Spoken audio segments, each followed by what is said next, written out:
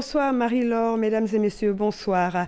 Niakara est le premier département visité par le président de la République et pour cette occasion exceptionnelle, les populations enthousiastes ont tenu à lui réserver un accueil des grands jours. Mais avant, des honneurs militaires lui ont été réservés dès son arrivée. Le compte-rendu est signé Abou Sanogo.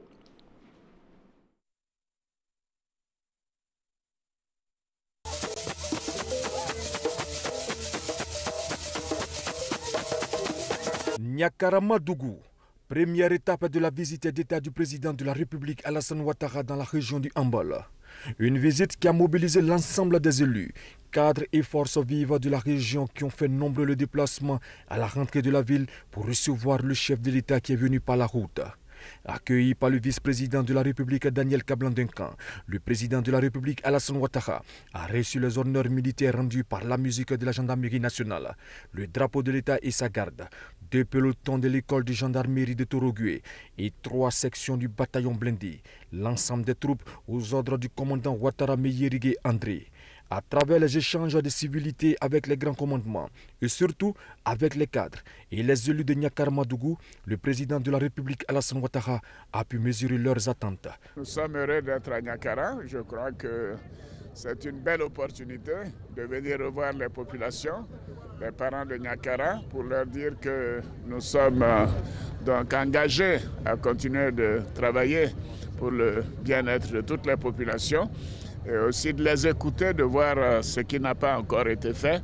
Je sais que nous avons fait beaucoup de choses, mais notre volonté, c'est de continuer d'aller de l'avant. Donc nous allons recenser tout ça pour que dans les années à venir, le prochain quinquennat, nous soyons en mesure de remplir l'ensemble de nos obligations. À bord de son commande-car, le cap est mis sur le lieu du meeting. Ce sont des populations mobilisées qui ont tenu à dire le traditionnel Batalna. Au bienvenue à l'hôte du jour dans la ferveur.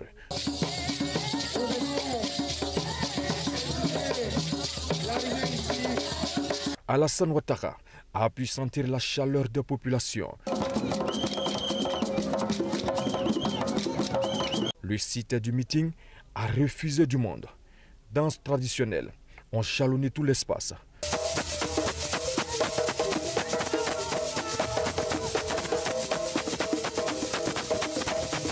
De l'autre côté, ce sont les jeunes, à travers des parades, qui ont exprimé leur joie de recevoir le président de la République, Alassane Ouattara.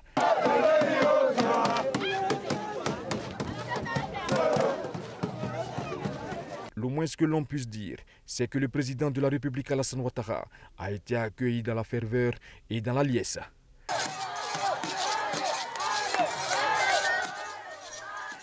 Vous venez de le constater, les populations de Niakara ont relevé le défi de la mobilisation. Un nombre important de celles-ci étaient positionnées à l'accueil pour souhaiter la bienvenue au président de la République. Je vous propose quelques réactions. Il a dit beaucoup de choses qui nous conviennent, surtout le plateau technique de l'hôpital. Donc nous sommes très heureux comme ça. Il est venu, nous l'avons écouté, nous l'avons vu. Tout le monde est convaincu que c'est un président bosseur. Nous sommes heureux de recevoir le président de la République qui nous annonce rien que de l'espoir. La vie, c'est l'espoir et nous y croyons. On avait très soif de voir marcher le président de la République sur la terre de Niakara. Aujourd'hui, c'est fait. Il a promis, il a fait. C'est un président de parole. Nous sommes très fiers. Le président a fait beaucoup. Il n'a qu'à tous se rappeler qu'on est derrière lui. On le soutient. La présence lui a fait du bien. Il attendait ça depuis longtemps. On était impatients. Et aujourd'hui, grâce à Dieu, le président est arrivé chez nous. On est vraiment très contents. On est contents et on a mobilisé. On a vu que la mobilisation a vraiment réussi aussi. C'est une visite que les populations attendaient énormément. Et nous avons été très heureux, comme le président l'a dit lui-même. Il est chez lui et nous l'attendions. Il est venu. Et nous avons été donc très heureux de tout ce qui est en perspective. Tout ce qui a déjà été fait, mais tout ce qui est surtout en perspective. Cette visite d'État, nous l'attendions depuis longtemps. Et soulagé en plus parce que la mobilisation a été forte, comme vous l'avez constaté. Et le peuple est venu à la rencontre de son président de la République. Et le président de la République nous a aussi compris. Il a exaucé les principales préoccupations qui étaient les nôtres. Et nous sortons donc de cette visite d'État satisfaits. Je dis que nous attendions cette visite d'État. C'est une visite historique parce que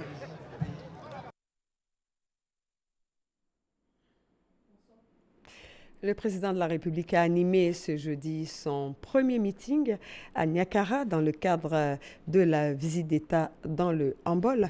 Les populations sont venues de toutes les localités du département pour saluer les actions de développement. Rassemblées au stade Nalo Bamba, elles ont communié et échangé avec le chef de l'État, Alassane Ouattara, qui a annoncé tous les chantiers en cours et ceux à venir. Compte rendu, Kolo Koulibaly. Premier meeting du président de la République dans le Hambol, Niakara. Les populations comme un seul homme mobilisées au stade Nalo Bamba. Venus de Tafiré, Harikokar, Badikar, Tortia et Nédiekar. Une forte mobilisation, signe de l'attachement d'un peuple à son chef, mais aussi le témoignage de bonnes relations séculaires entre Kong et Niakara. Les parents, la chefferie, les conseillers et les populations m'ont instamment demandé de vous remettre une lettre d'attribution d'une superficie d'environ 5 hectares où vous pourrez bâtir votre résidence chez vous ici à Niakara. Vos parents à Niakara restent fermement avec vous et à vos côtés pour relever tous les nouveaux défis. Reconnaissance des populations, gratitude au chef de l'État pour ses actions de développement initiées dans tout le pays. Niakara n'est pas en reste, le département est en chantier. Grâce à vous, Monsieur le Président, on peut dire que Niakara est désormais un département éclairé. Merci également, Monsieur le Président de la République, pour la parfaite réhabilitation de la route internationale, la nationale A3, qui traverse notre département et qui facilite le déplacement des populations. Un livre blanc a été élaboré, document qui fait l'état des doléances des populations du département de Niakara. Le président de la République s'est d'abord réjoui de ce déplacement à Niakara. Il a indiqué qu'il est venu s'assurer que le développement de la localité se passe comme prévu avant d'annoncer les perspectives qui tiennent compte de la volonté des populations. Le nombre de localités électrifiées dans le département de Niakara est passé de 17 localités en 2011 à 47 localités en 2019. Oui, voyez-vous, maintenant nous sommes à un taux de couverture de 81% en 2019 contre seulement 29% en 2011. Nous avons décidé d'intensifier les travaux au cours de ces derniers mois. Ainsi, dans le secteur de la sécurité, nous prévoyons la construction et l'équipement de brigades et de casernes équipées, ainsi qu'à la construction d'un commissariat de police à Tafiré. Oui, en plus de celui de Niakara, actuellement en cours. Je sais que la question de l'accès à l'eau potable est une réelle préoccupation dans la région. Nous avons, dans le cadre du programme social du gouvernement, commencé la réparation des pompes et surtout la connexion à partir du fleuve Bandama afin de permettre un approvisionnement régulier. Nous allons démarrer les travaux de bitumage de la voirie de Niakara pour 5 km. La cité de Niakara a exprimé son attachement à la vision de paix et de développement du président Alassane Ouattara. Les populations ont offert de nombreux présents au couple présidentiel. Des produits du terroir, une daba et une pioche. Une invite à continuer l'œuvre de construction du pays. Le président de la République a à son tour fait parler son cœur. Il a offert 10 véhicules au corps préfectoral et une enveloppe de 17 millions de francs CFA à toutes les couches sociales du département de Niakara. Le développement de la Côte d'Ivoire va se poursuivre dans la paix, rassure le président Alassane Ouattara. Il a appelé à la cohésion sociale. Je vous propose d'écouter son message depuis Niakara. Le gouvernement est au travail et n'est pas dans le bavardage. Le gouvernement est au travail, pas seulement jusqu'en 2020, mais bien au-delà. En 2025, en 2030, le gouvernement continuera d'être au travail. Et la Côte d'Ivoire continuera d'avancer grâce à cette équipe dynamique, sous l'autorité du Premier ministre Amadou Gon Coulibaly, auprès du vice-président Daniel Kablan-Duncan et avec le capitaine que je suis, Alassane Dramane Ouattara, votre fils. Oui, la Côte d'Ivoire a de belles perspectives et nous vous disons que vous pouvez nous faire confiance pour le département de Niakara et pour toute la région du Hambol. Nous poursuivrons nos efforts pour le bien-être de toutes les populations de ces départements et de tous les départements de notre beau pays. Je voudrais donc vous exhorter à continuer les valeurs de paix, de tolérance, d'union et de fraternité. Voilà, c'était là le message de Niakara. Avant de se rendre dans ce département, première étape de cette visite d'État dans le Hambol, le président de la République a marqué une escale à Fronan. Raison de cette escale, l'ouverture des vannes du nouveau système d'alimentation en eau potable de cette commune. On fait le point avec Mahama Traoré. Fronan, localité de plus de 31 000 habitants, située à 7 km de Katiola. Ici, l'eau potable est une denrée rare. L'eau était programmée par semaine. On les servait une fois par semaine un quartier. Alors la population n'en pouvait plus. C'était vraiment une nécessité. En réaction au calvaire vécu par les populations, l'État a entrepris au mois de septembre dernier des travaux de renforcement de l'alimentation en eau potable. Nous étions à un déficit de 64%. Donc c'est vraiment difficile pour la ville de Fronan. Et dans le cadre de ce programme d'urgence, nous avons réussi à réaliser 2 forages qui nous ont permis d'avoir de la ressource suffisante pour remettre à niveau le château d'eau. Et ce château d'eau aujourd'hui nous permet de produire de l'eau et de donner de l'eau potable aux populations sans discontinuer. En partance pour Niakara, le chef de l'État marque une escale à Fronan pour ouvrir les vannes du nouveau système d'approvisionnement en eau potable à la grande joie des populations de Fronan. Est-ce que vous avez de l'eau? Oui! Je vous assure que pendant des mois, nous n'avons pas de l'eau au robinet. Et aujourd'hui, grâce à lui, l'eau va couler à profusion sur Fronan. Et vraiment, nous sommes très reconnaissants à Monsieur le Président de la République. Nous lui disons grand merci. Le chef de l'État vient de nous sauver et nous sommes très contents. Maintenant, il y a l'eau potable. Je pense qu'on va éviter beaucoup de maladies. Réaliser ce projet a coûté 140 millions de francs CFA à l'État. L'alimentation en eau potable est ainsi garantie pour 19 500 personnes jusqu'en 2022. Toujours dans la sous-préfecture de Fronan, le chef de l'État a rendu visite à la population de Darakoka. C'est toujours dans la sous-préfecture de Fronan. Le président de la République a procédé à la mise sous tension du village de Darakoka, une localité peuplée de 6 000 âmes. Charles Tatou pour le compte-rendu. Une visite d'État dans une région a une grande importance du fait de ses retombées positives. Le village de Darakoka, localité de la sous-préfecture de Fronan, va vivre cette expérience. En partance donc pour la ville de Niakara-Madougou, en vue de son premier meeting dans le cadre de sa visite d'État dans la région du Hambol, le président de la République a marqué une escale à Darakoka. Ici, le chef de l'État Alassane Ouattara a procédé à la mise sous tension de ce village peuplé de 6 000 âmes en présence de la population sortie nombreuse. Une population totalement ivre de joie.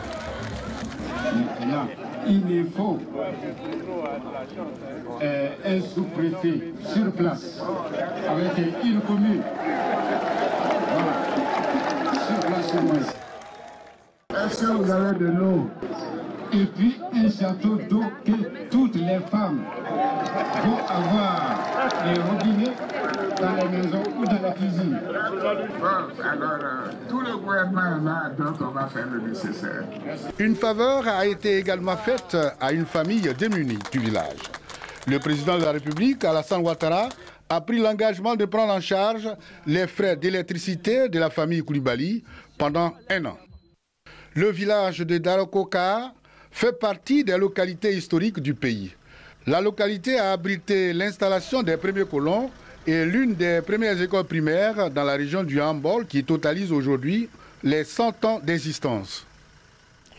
À Ouregeka, village situé sur l'axe Katiola-Niakara, une escale a permis aux populations des 11 villages de Niakara Sud de voir et communier avec le président Alassane Ouattara. Elles ont traduit leur reconnaissance au chef de l'État pour l'électrification des 11 villages de Niakara Sud et pour la nomination de leur fils, le général Touré Apalo, au poste de commandant supérieur de la gendarmerie. Le président de la République, donc, dans le cadre de la visite d'État dans la région de Hambol, a procédé à la mise sous tension des quartiers Calais et d'Ofangui de Niakara. Les habitants de ces quartiers heureux n'ont pas manqué de traduire toute leur gratitude au président de la République. Un reportage connu par Gassoro. Thérèse Koné, la cinquantaine révolue, mère de 6 enfants, habite le quartier Calais dans le département de Niakara-Madougou. Son rêve, commercialiser du jus de fruits pour prendre en charge sa famille. Un rêve difficile à réaliser. La raison, le manque d'électricité dans le quartier. J'ai acheté un congélateur. Je n'ai pas d'électricité pour pouvoir m'occuper de me vendre dedans et puis m'occuper de mes enfants. Et c'est à cause de ça, je suis obligée d'aller à chaque fois au champ pour travailler fortement pour pouvoir avoir quelque chose. Le cri de cœur de Thérèse entendu par le président de la République Alassane Ouattara. Dans le cadre de la visite d'État dans la région du Hambol, il s'est rendu dans le département de Niakara-Madougou en vue de procéder à la mise sous tension de certains quartiers dans la localité, dont Calais et d'Ofangui. Thérèse était à l'honneur. Je ne savais pas qu'un jour le président de la République et moi pourrons échanger comme ça, se prendre la main pour me dire bonjour. En tout cas, c'est un miracle pour moi. Je lui dis merci beaucoup. Avec la présence de la lumière, je pense que je peux me servir de ça, faire mon petit commerce pour évoluer, m'occuper de moi-même et de mes enfants. Comme Thérèse, l'extension des réseaux électriques à Calais et d'Ofangui réjouit les habitants de ces quartiers. Ils n'ont pas manqué de traduire toute leur gratitude au président de la République, Alassane Ouattara. Nous étions dans l'obscurité, vraiment, ce n'était pas facile. Le président a mis l'électricité dans notre quartier, en tout cas, ça nous fait plaisir. On est très contents. Croire ce qu'on a fait, c'est nous là-bas. Je veux dire merci à papa, président Alassane Ouattara, et ma maman, Dominique Ouattara. Ils ont donné le courant dans nos quartiers et puis les routes encore. On est très contents. Jeudi 28 novembre 2019, une date qui restera à jamais gravée dans la mémoire de Thérèse et des populations des quartiers de Calais et de Dofangui de Niakara-Madougou dans la région du Hambol. Toujours ce jeudi à la mi-journée, le chef de l'État, le président Alassane Ouattara, a mis le cap sur la ville de Tafiré, où il a communié avec les populations sorties en grand nombre. Pour lui rendre hommage, il a marqué une escale à la résidence du gouverneur de la BCAO, Koné Tiemoko Méliette. On s'intéresse maintenant aux activités de la Première Dame. 22 millions de francs de dons en vivres et non-vivres composés de produits divers comme des vêtements, des matelas, des produits d'entretien, du riz, de l'huile, des pâtes alimentaires, des appareils électroménagers, du matériel didactique, des jouets. Plus de 3 millions de francs en espèces offerts par la première dame de Côte d'Ivoire, Dominique Ouattara, aux centres sociaux et écoles maternelles de Katiola, Niakara et Dabakala. Ces dons ont été remis officiellement ce jeudi aux bénéficiaires en présence du préfet de Hambol. La cérémonie du Fassi, je le rappelle, aura lieu demain après-midi. Le président Alassane Ouattara a convié ce jeudi à une grande réunion les cadres, les chefs traditionnels et les guides religieux de la région de Hambol. La rencontre s'est déroulée à la résidence du chef de l'État à Katiola. Le reportage complet de Awa Touré vous sera proposé dans nos prochaines éditions. Le chef de l'État je le rappelle, a procédé hier mercredi, à la mise sous tension du réseau électrique du quartier moderne de Katiola. L'extension du réseau électrique de ce quartier répond à la politique sociale du gouvernement qui vise à offrir de l'énergie de qualité aux populations. Compte rendu, Mahama Traoré. Quartier moderne de Katiola, jusque-là, que des difficultés éprouvées par la population pour bénéficier d'une électricité de qualité. Les soirs, on a les baisses de tension, souvent des coupures même inexplicables. Et puis bon, ça nous cause souvent beaucoup de problèmes avec nos appareils. À partir de certaines heures, on avait peur de circuler. Après plusieurs mois de travaux, la fourniture électrique au quartier moderne a subi une cure de jouvence. De nouveaux lampadaires, 366 au total, environ 14 km de réseau basse tension, et pour combler davantage les 3700 habitants que compte le quartier moderne, c'est le président Alassane Ouattara qui est venu en personne mettre en marche toutes ces nouvelles installations. Aujourd'hui, là, nous sommes heureux parce que nous avons l'électricité. Donc on pourra sortir les soirs, on pourra bénéficier de la télévision comme on veut. Donc on ne peut qu'être heureux lorsque la lumière vient dans chaque quartier de Katiola.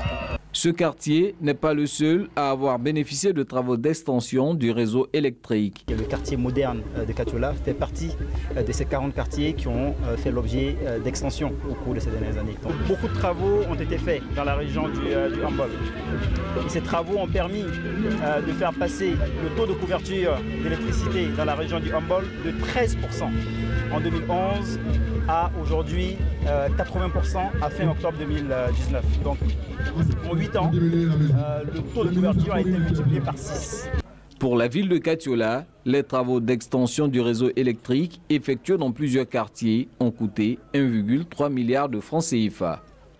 De grands projets pour les femmes, mais pour les jeunes, le ministre de la Promotion de la Jeunesse et de l'Emploi des Jeunes a procédé hier après-midi à la remise de chèques à 500 jeunes du Hambol, valeur 250 millions de nos francs. Connaît par Gassoro les détails. Arrière-cour du centre culturel de Katiola. 500 jeunes de la région du Hambol sur les 19 500 retenus pour la deuxième phase du financement des projets d'activités génératrices de revenus.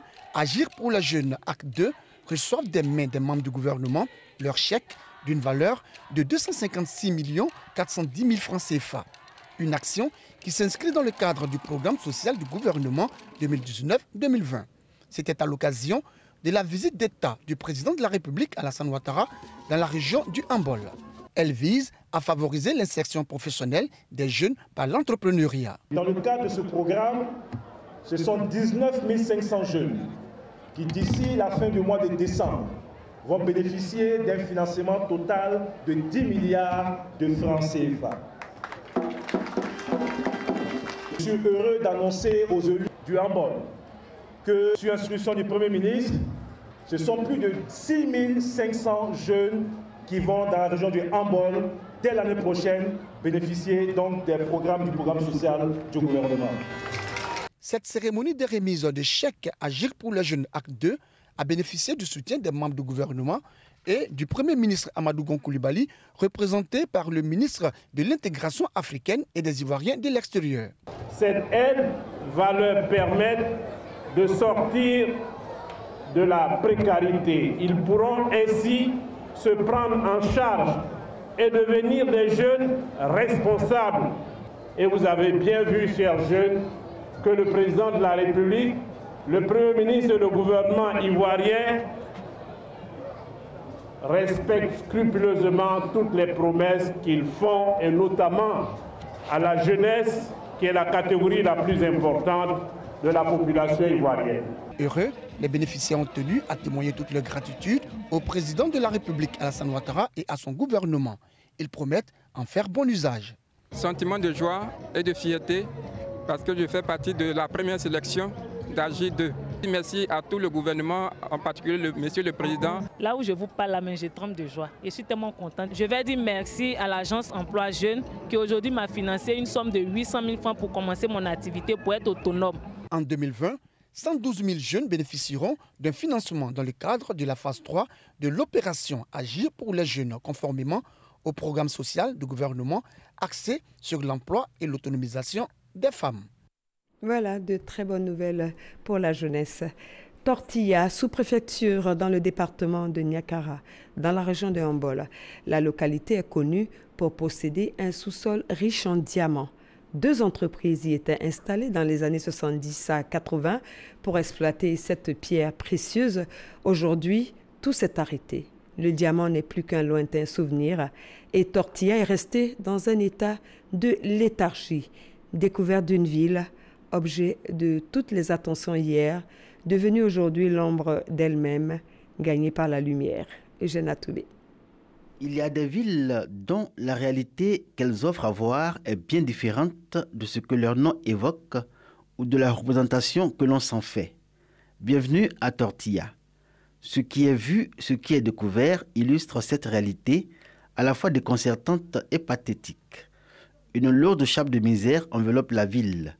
Beaucoup de manques en termes d'infrastructures socio-économiques qui font que dans cette ville, il ne fait plus bon vivre. Ici, il y avait des touristes qui venaient. Vraiment, l'époque était très belle. Tortilla, c'était quand même comme un oasis dans le désert. Vous pouvez compter 5, 8, 10 guettes privées. Quand on voit ce temps et qu'on voit aujourd'hui, par rapport à cette situation de dégradage, ça fait mal au cœur. Dans les livres d'histoire, on n'a fait que parler du diamant de Tortilla. Mais on n'a pas compris. Aujourd'hui, Tortilla est devenue une ville fantôme. Pour avoir accès même à l'eau potable même, c'est tout un problème. Tortilla n'a pas profité du diamant. Aujourd'hui, Tortilla vit dans le souvenir de l'époque de l'exploitation du diamant. 2 entreprises y étaient installées pour l'exploitation industrielle de ce minerai, entraînant une ruée massive de population venue d'horizons divers à la recherche de fortune. Tout le monde était convaincu que Tortilla allait en tirer de grands bénéfices qui lui assurerait son développement et son progrès. Pure illusion. La ville sommeille encore dans une léthargie clinquante accentuée par l'adversité de 2 communautés qui revendiquent chacune la chefferie, les Tagbanan et les Nafara. Les rares investisseurs, acteurs ayant participé au développement de Tortilla à une certaine époque, et les populations en sont meurtries. Il y avait des travailleurs qui étaient devenus clandestins et qui cherchaient encore le diamant, donc on amenait les touristes voir si cherchaient le diamant, on les recevait, putain. En promenade sur le fleuve Bou, voir les rongards de bœufs, voir les hippopotames. Il y avait toutes ces attractions, la pêche bien sûr, la chasse, il y a des gars qui chassaient à la plume, les pâtes et des trucs comme ça. Ici le gros problème à Tortilla, c'est qu'il n'y a pas de chef ni de chefferie de village. Donc il manque cette autorité qui pourrait aider à développer Tortilla. Chacun, c'est une ville un peu sans loi, hein.